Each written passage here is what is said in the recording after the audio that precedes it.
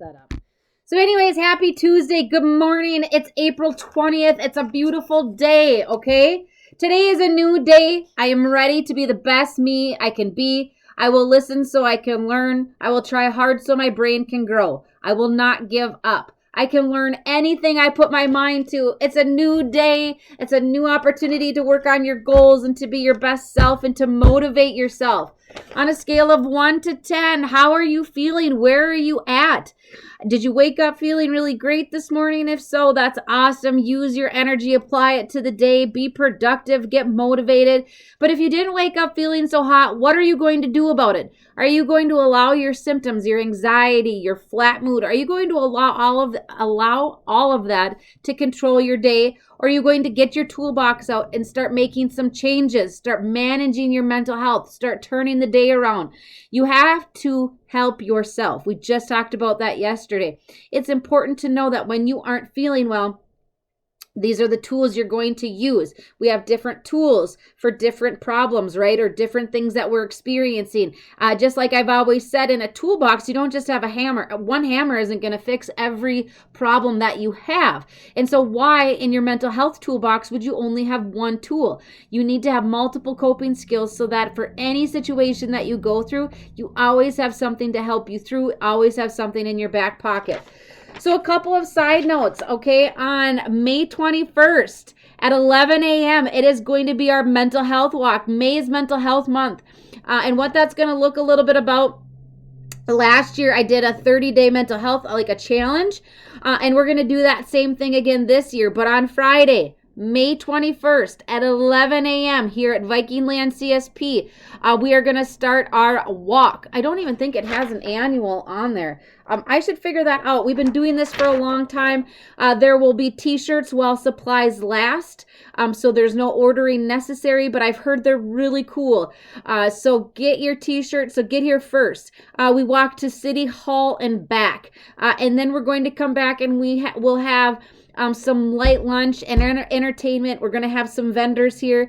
This is probably one of our favorite activities of the year. And so we're really looking forward to that. And we hope that you can join. All safety precautions will be taken. Masks will be worn, following all the COVID rules, and make sure we're doing it safely. However, looking forward to having lots of people here to help us stomp out stigma and promote mental health. So again, Friday, May 21st, write it in your schedule now. So today I thought we'd talk a little bit about active listening. Listening. A lot of times we hear things, but we don't hear things. And before we do that, I seen this on Facebook. I really liked this quote. Kind of ties into Motivation Monday, but just kind of trying to find that motivation every single day. It's so important to try and find different ways to motivate yourself. Keep going. Be positive. If you're not doing it for yourself, maybe you just do it for those around you too. So anyways, I found this daily positivity. I stole this from somebody on Facebook. And I learned I can print off my phone. Every day we have a choice. How you see the world determines the world you see. Look for the good. See the possibilities. Remember, challenges are opportunities. I love that. I love this. How you see the world determines the world you see. If you wake up and you always see black and you always see problems and you always see the negative, that's the world that you're going to see. But if you wake up and you start really focusing on positives, you can truly start to see how beautiful things are around you. What an amazing opportunity to finally stop and smell the roses and appreciate the things you have around you. And so, yes, I can get copies of this, but I thought that was great, so I had to share. All right.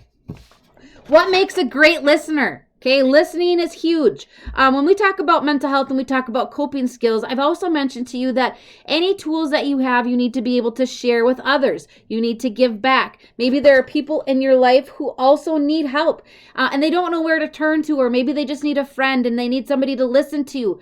But what does it take to be a great listener? If people come to you and they need to talk and they need you to listen, here's what you need to do. Number one, they say, there's 4 main points and then some other little ones. So the number one, ask questions that promote discovery and insight. A great listener has a two-way conversation, a constructive conversation. It's not all about you. When you're listening, you have to allow you have to allow yourself the opportunity to understand where that person is coming from. Do not spin it in back to yourself. Okay? That's not a two-way conversation. That's turning it around. And so when you're having a conversation and you're listening to people, ask questions that promote discovery and insight so you can understand. One of the things that we have around the state of Minnesota is called a peer support specialist. A peer support specialist goes through special training. It's a peer, such as, anybody can be. If you've experienced a mental health disorder, mental health symptoms, if you've had a diagnosis, that's what I'm trying to say. If you have a diagnosis and you've been through anything in your life, you can go through these trainings. And where I'm going with this is that truly I kind of feel like we're all peer support specialists. We have an opportunity just to be like, hey, how are you? Sit down, let's talk about it. Whatever it may be. Okay. So ultimately we have to be able to ask questions and you have to have a two-way conversation and you have to listen. This is how we have good listening and how we help other people. Number 2, interactions that build self-esteem. Create a safe environment. Okay. To openly discuss issues and differences. Interactions that build self-esteem. Create a safe environment. When you're having a conversation with somebody and you want to have a private conversation, it may not be appropriate to do that at the local coffee shop or a restaurant. There's people around you. That may not be a safe environment. Maybe you need to ask to go to their house or to have somebody come to your house, or maybe you meet outside or meet at the park. But most importantly, when you're trying to have a good conversation with somebody, you have to create a safe space, and you have to be able to talk openly. You have to be able to discuss differences. You have to agree to disagree.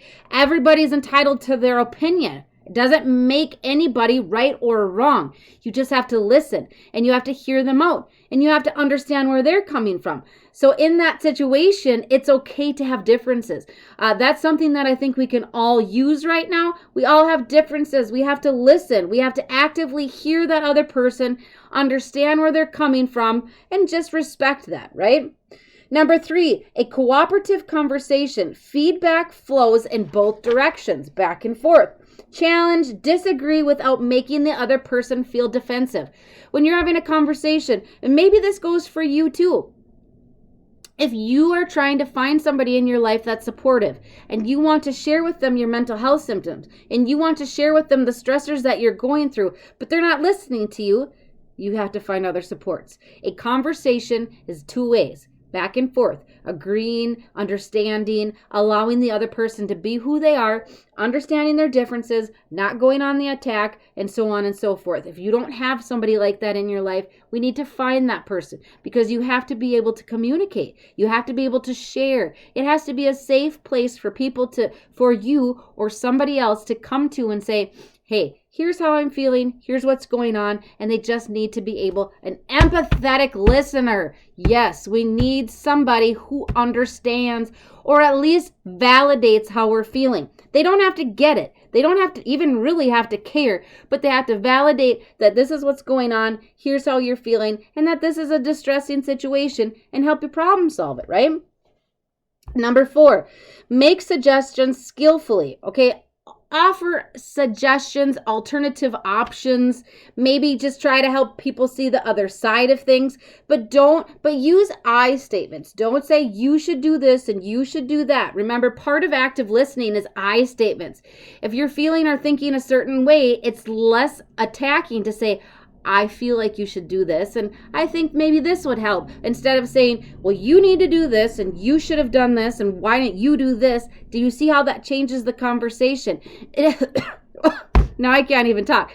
It changes the conversation so the other person feels like, again, they're on the attack, they're defensive, they shut down. Now they're not going to talk to you anymore because it's creating a whole lot of problems. A good listener is not a sponge, but absorbs everything like a trampoline. It bounces ideas right back off. So you want somebody to listen, yes, but then you also want them to share constructive feedback, okay?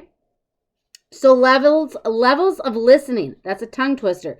Levels of listening include creating a safe place, an environment to discuss, Number 2, clear away distractions. Make eye contact. We're going to talk about that quick. Body language is huge. If you're having a conversation with somebody and they're staring at the floor the whole time, that doesn't tell me you're listening.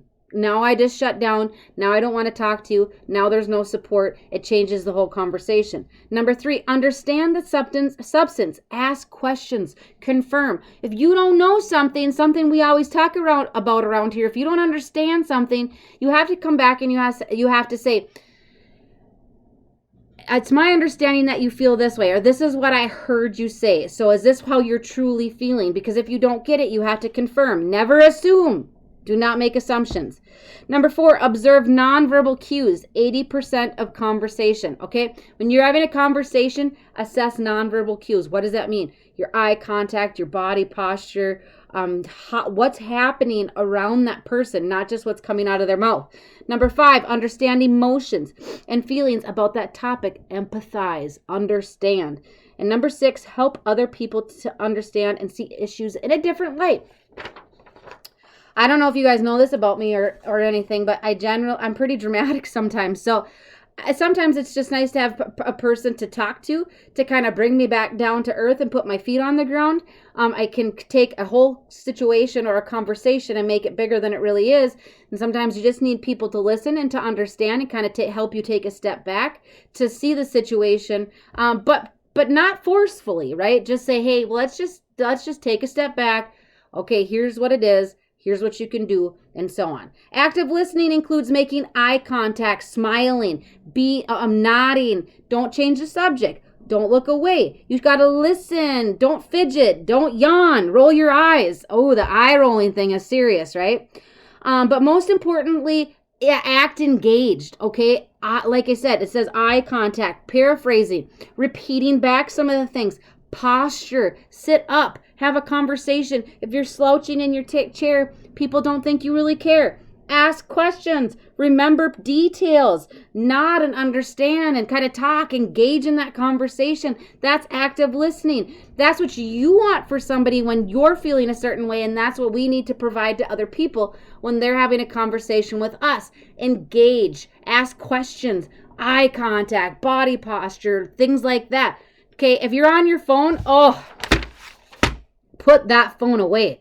That's probably one of the biggest communication barriers in the world and has been for many years, is that godforsaken cell phone. Put it away, put it down, turn it off, put it in a drawer. I don't know what you have to do, but that is a communication barrier all in itself that really prevents a lot of relationships from growing, whether it's friendships or romantic relationships. That's not active listening. Text messaging is not a conversation.